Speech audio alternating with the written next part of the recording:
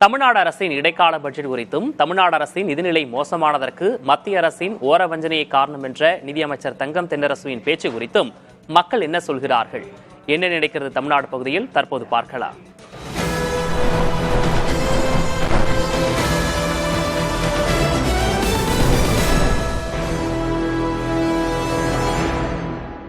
பள்ளிக்கல்வித்துறைக்கு 48,000 கோடியும், ஊரக வளர்ச்சித்துறைக்கு 28,000 கோடியும், மருத்துவத்துறைக்கு 22,000 கோடி, இது போன்ற பல துறைகளுக்கு நிதி ஒதுக்கிட்டு இருக்காரு. கண்டிப்பா இது தமிழ்நாட்டுக்கு பூர்த்தி செய்யப்பட்டுள்ளது. ஆதி திராவிடர் மற்றும் பழங்குடியினருக்கான இடஒதுக்கீடு மற்றும் கல்விக்கான நிதி ஒதுக்கீடு ஆகியவைகளை வரவேற்கிறதாக இருக்கிறது. கடந்த ஒரு வாரத்துக்கு முன்னாடி தான் 5,000 ரூபா அறிவிச்சாங்க. அது எந்த நிதியிலிருந்து கொடுத்தாங்கன்னு தெரியல. இது தொடர்ந்து மத்திய அரசு குறை சொல்லணும் அப்படிங்கிற ஒரே காரணம் தான். மற்றபடி இவங்களுக்கு எதுவுமே தெரியாது. தமிழக அரசினுடைய பட்ஜெட் சிறப்பான முறையில் ஒரு பட்ஜெட் கொடுத்துருக்காங்க. அந்த பட்ஜெட்டை நாங்கள் எல்லாம் விரும்பி வரவேற்கிறோம்.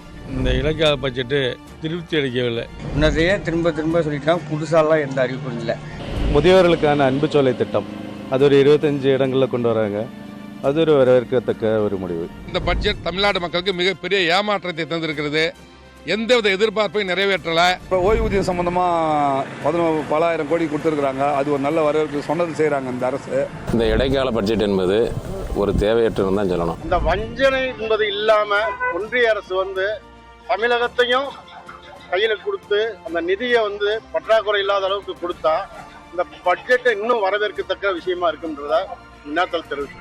மத்திய அரசிட்டிருந்து ஒரு தேவையான நிதியுதவி கிடைக்காத பட்சத்தில் கூட இந்த பட்ஜெட்டை மக்களுக்கு தேவையான ஒரு பட்ஜெட்டாக கொண்டு வந்திருக்கிறது வரவேற்கத்தக்கது. சரியான நிதியுதவி கொடுக்கல, பற்றாக்குறையா இருக்கு. இதுக்கு காரணம் மத்திய அரசு தான் அப்படின்ற மாதிரி இன்றைய தமிழக அரசு சொல்லிக்கிட்டே இருக்கு. அவ்வளவும் போய் மக்களுக்கான பணிகளில் மக்களுக்கான தேவைகளை இவங்க நேரடியாக போய் மத்திய அரசாங்கத்தை அணுகலைங்கிறது தான் மிகப்பெரிய குற்றச்சாட்டு. செய்ய வேண்டியது செய்யாமல் தேவையில்லாதெல்லாம் செஞ்சு நிற்கிறாங்க சார். தேவையில்லாத இலவசத்தை அறிவிச்சா இன்னும் படு பள்ளத்துக்கு தான் போகும் தமிழ்நாடு. இவங்க எப்பயுமே பணத்தை முறையாக செலவு பண்ணாமல் தேவையில்லாத விஷயத்துக்கு செலவு பண்ணி மத்திய அரசு காசு தரலன்னு அவங்க மேலே குறை சொல்கிறாங்க. தமிழக அரசு நல்ல செய்திருக்குது. இந்த பட்ஜெட்டில் யாரும் குறை சொல்கிறதுக்கு எந்த ஒரு விதமான ஒரு இதுவுமே இல்லை. 50,000 கோடி கேட்டாங்க தமிழக அரசு. 1,500 கோடி தான் இன்னும் கொடுத்துருக்காங்க. அதனால் தமிழக அரசு இன்னும் கூடுதல் நிதி கொடுத்தா இன்னும் தமிழகம் நல்ல வளர்ச்சியாகும். மத்திய அரசு எல்லா மாநிலங்களுக்கும் நிதி ஒதுக்குற மாதிரி தான் தமிழ்நாடு அரசுக்கும் ஒதுக்குறாங்க.